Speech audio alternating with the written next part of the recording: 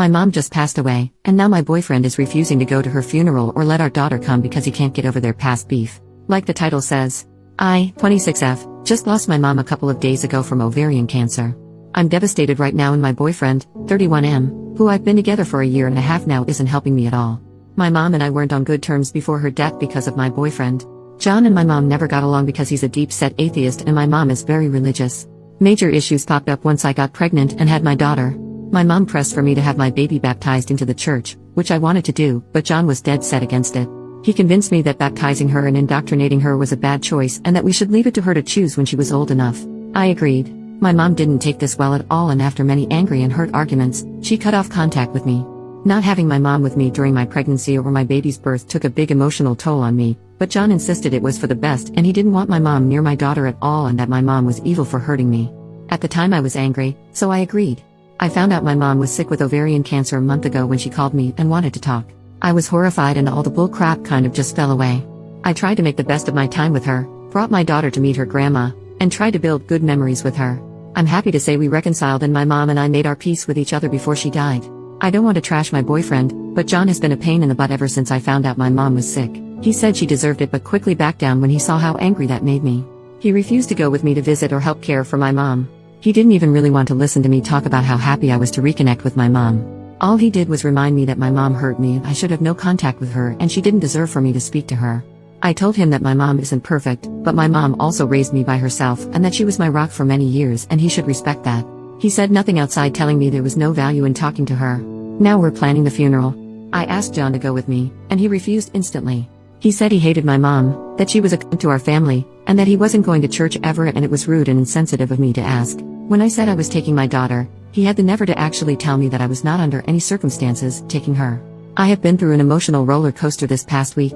I lost my mom after we finally made up. My boyfriend has been stupidly unsupportive, and now he's refusing to let me take my child to her grandmother's funeral and refusing to come to at least support me. My daughter is the one thing that brings me comfort and I want her with me. Is that so unreasonable? It seems like the more I push the more he digs his heels in and I just can't take it anymore. I don't know what to do. His attitude towards this entire thing is breaking my heart on top of my mom's death. Relevant comments. Commenter number 1. How does he plan on stopping you from taking her to the service? OP, he can't. I've decided that I'm taking her unless he tries to physically stop me, and even then, good luck. Commenter number 2. Your boyfriend is being completely irrational. He has no say in whether you go to the funeral, or whether you bring your daughter. He's making your loss about him. Hell, he made your relationship with your mother about him. Your pregnancy and birth was full of stress from his bullcrap drama he started with your mother. Go to the funeral. Bring your daughter. You deserve to say goodbye to your mother, no matter how tumultuous your relationship had been. I'm sorry for your loss. OP, I don't know if it's because I'm so upset, but I'm starting to see that too. It's always been about him. He's never accepted my wants and instead insisted on a compromise that favored him. I've had enough.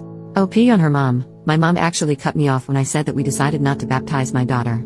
I tried for weeks and months to reach out to her and even texted and called when the baby arrived and got no response. I really wish I had tried harder, like gone to the house and knocked or even just tried to run into her and talk to her. I was really hurt by what my mom did and I let John talk me into thinking that my mom really was this mean, vindictive person for cutting me out of her life. Trust me when I say I regret it with all my heart now. Update, 5 days later. Thanks everyone that sent me condolences about my mom. It's been really hard these past several days, but I've been hanging in there okay. I tried being reasonable to John about he wanted to handle things. I even told him, like one poster here suggested, that he didn't have to go to the service, but could wait in the lobby with my daughter while the service was ongoing. Then she could spend time with my family after the service, but he again shot it down. He would be able to hear the service and that was a violation of his beliefs, and asking to compromise on those beliefs was unconscionable and unfair to our daughter. I told him I had had it. This is the icing on a very large cake. I told John that as of this week, I wanted our bank accounts separated. He made us join accounts to make sure we split everything equally to be fair despite me making more, and that I'd be staying with my brother after the funeral while we figured out what to do, whether that was a total breakup or counseling. It was up to him. He said counseling was for the weak-minded and that we were staying together despite my empty threats, and there was no way in hell he was letting me take his money.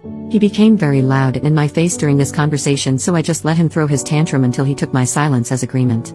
I took my daughter with me to the viewing with no problems. John and I barely spoke that day, which was fine by me. But it hit the fan the next day.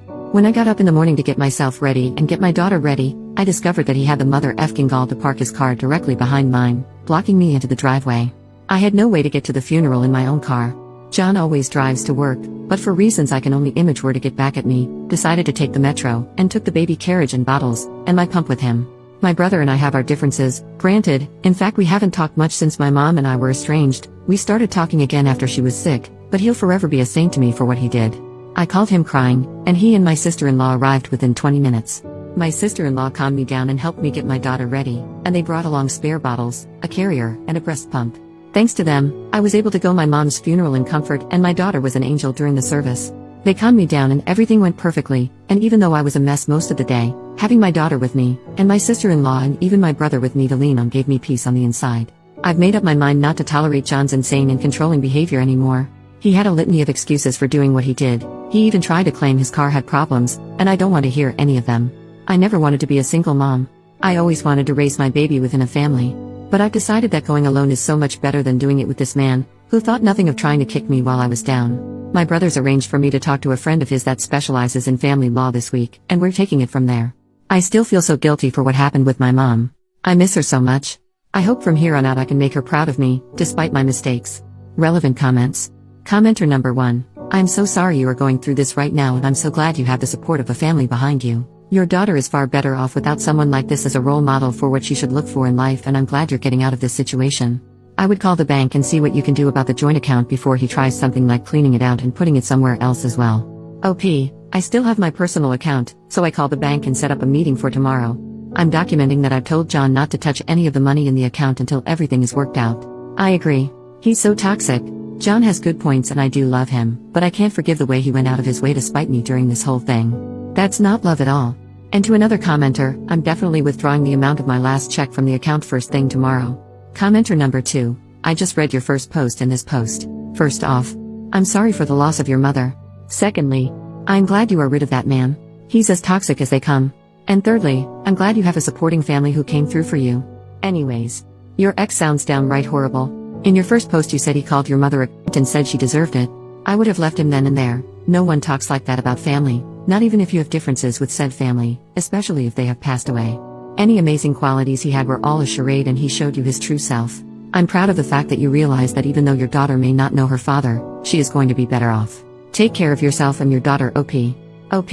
I was so shocked when he said it I didn't know how to react. It literally didn't hit me until about the time I'd made up my mind to post here. He liked to act like my mom was abusive to him because of her religion, but his main grief with her was that she asked him to leave Grace once, and he reacted badly. Commenter number 3, had he ever have any violent action, punching a wall, etc.? I think everyone here is underestimating the risk that this man can have violent reactions in the future. OP, not wall punching, but he'd slam things like the cabinets or the dishwasher or doors, or he'd rattle a chair or something. Nothing crazy violent, just weird.